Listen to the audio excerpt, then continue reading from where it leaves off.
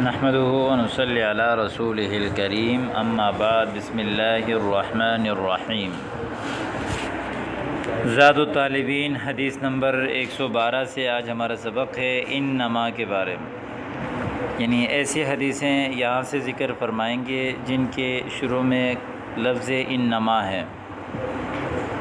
فرمایا کہ انما شفاء العی السؤال، انما الاعمال بالخواتیم، انما القبر روضۃ من ریاض الجنۃ او حفرۃ من حفر النار۔ انما شفاء العی السؤال،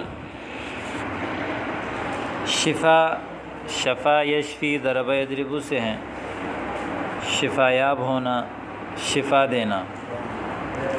العی یعیا سمع یسمع سے ہیں، جہالت کو کہتے ہیں نادان ہونا، نامعلوم ہونا۔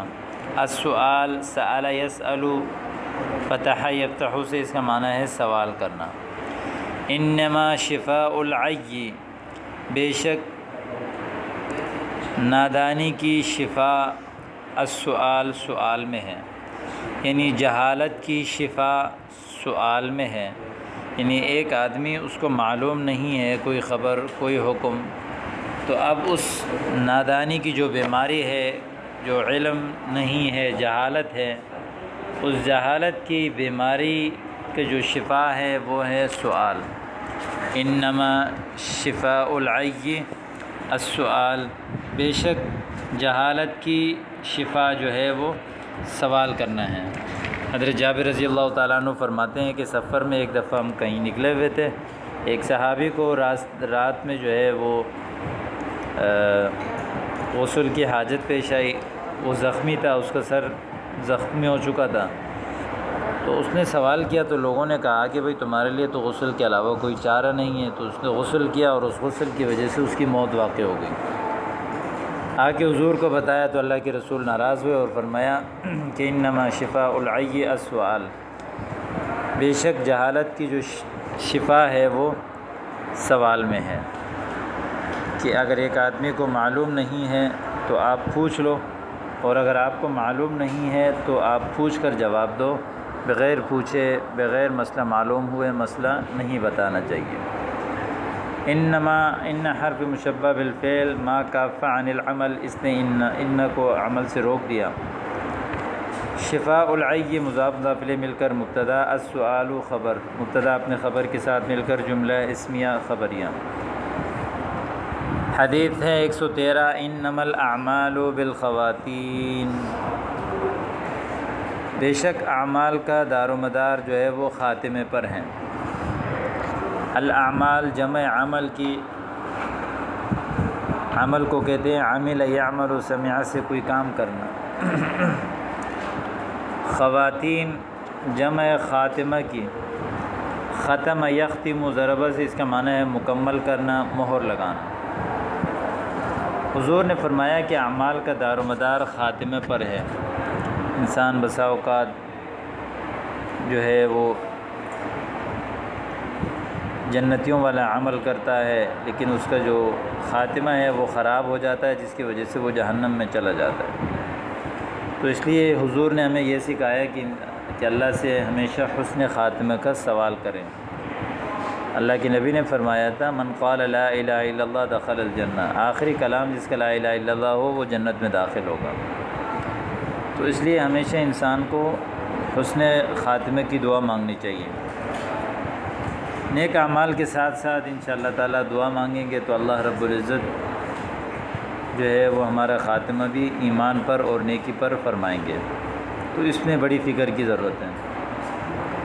ترکیب اس حدیث کی، ان حرف مشبہ بالفعل ما کاف عن العمل، الاعمال مبتدا بالخواتیم جار مجرور مل کر یہ متعلق ہوا معتبرۃ اسم مفعول کا، اسم مفعول اپنے نائب فاعل اور متعلق کے ساتھ مل کر شبہ جملہ ہو کر یہ خبر مبتدا اپنے خبر کے ساتھ مل کر جملہ اسمیہ خبریہ۔ انما القبر روضۃ من ریاض الجنۃ او حفرۃ من حفر النار۔ القبر جمع اس کی آتی ہے قبور، قبر یقبر یا قبر یقبر، قبرن مقبرن اس کا معنی ہے دفن کرنا۔ قبر کہتے ہیں دفن کی جگہ کو، یا قبر کس کو کہتے ہیں اس بارے میں اختلاف ہے کہ محل روح کو کہتے ہیں یا محل بدن کو کہتے ہیں، بہرحال دونوں طرح کے آتے ہیں۔ روضۃ، روضہ باغ کو کہتے ہیں، مفرد ہے، اور اس کی جمع ریاض یا روضات آتی ہیں۔ یہاں جیسے ریاض ہے کہ اس کی جمع ہے، اور روضات بھی آتی ہیں۔ اور اسی طرح آگے حفرہ گھڑے کو کہتے ہیں، اور اس کی جمع آتی ہے حفر، جیسے یہاں پر آگے ذکر ہے۔ تو یہ تھی اس کی لغوی تحقیق۔ ترجمہ: انما القبر روضۃ من ریاض الجنہ، بے شک قبر جنت کے باغیچوں میں سے ایک باغیچہ ہے، او حفرۃ من حفر النار، یا جہنم کے گڑھوں میں سے ایک گڑھا ہے، کہ قبر آخرت کی پہلی منزل ہے، اور قبر جو ہے یا تو جنت کا باغیچہ ہے، حالت برزخ میں انسان کو سزا اور جزا دی جاتی ہے، تو یہ پہلی منزل ہے۔ اللہ رب العزت اور اس کی اللہ کے رسول صلی اللہ علیہ وسلم نے عذاب قبر سے پناہ مانگنے کی دعا ہمیں سکھائی ہے۔ اللہم انا نعوذ بک من عذاب القبر۔ حدیث میں آتا ہے کہ قبر روزانہ آواز دیتی ہے کہ میں کیڑے مکوڑے کا گھر ہوں، میں تنہائی کا گھر ہوں، میں وحشت کا گھر ہوں۔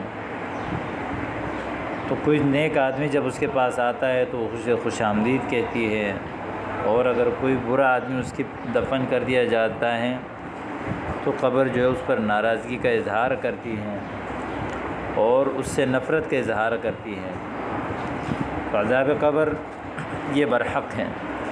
حضور نے فرمایا انما القبر، بے شک قبر روضۃ من ریاض الجنہ، جنت کے باغیچوں میں سے ایک باغ ہے، او حفرۃ من حفر النار، یا جہنم کے گڑھوں میں سے ایک گڑھا ہے۔ ترکیب اس کی ان حرف مشبہ بالفعل ما کاف عن العمل، القبر مبتدا، روضۃ موصوف، من حرف جر ریاض الجنہ جا مضاف ضفل مل کر مجرور، جار اپنے مجرور کے ساتھ مل کر متعلق ہوا، ثابتۃ کا ثابتۃ صیغہ اسم فاعل اپنے فاعل اور متعلق کے ساتھ مل کر یہ شبہ جملہ ہو کر یہ بنا صفت، موصوف اپنے صفت کے ساتھ مل کر یہ بنا معطوف علیہ، او حرف عطف حفرۃ موصوف من حرف جر حفر النار مضاف ضفل مل کر مجرور، جا مجرور مل کر یہ متعلق ہوا ثابتۃ کا، یہ متعلق ثابتۃ اپنے فاعل اور متعلق کے ساتھ مل کر صفت، موصوف اپنے صفت کے ساتھ مل کر معطوف، معطوف علیہ اپنے معطوف کے ساتھ مل کر یہ بنا القبر کی خبر، مبتدا اپنے خبر کے ساتھ مل کر یہ جملہ اسمیہ خبریہ ہو گئے۔ تو یہاں تک کہ جتنے بھی احادیث گزر چکی ہیں ان سب کا تعلق جملہ اسمیہ سے تھا۔ آگے وہ احادیث بیان فرمائیں گے جن کا تعلق جملہ فعلیہ سے ہے۔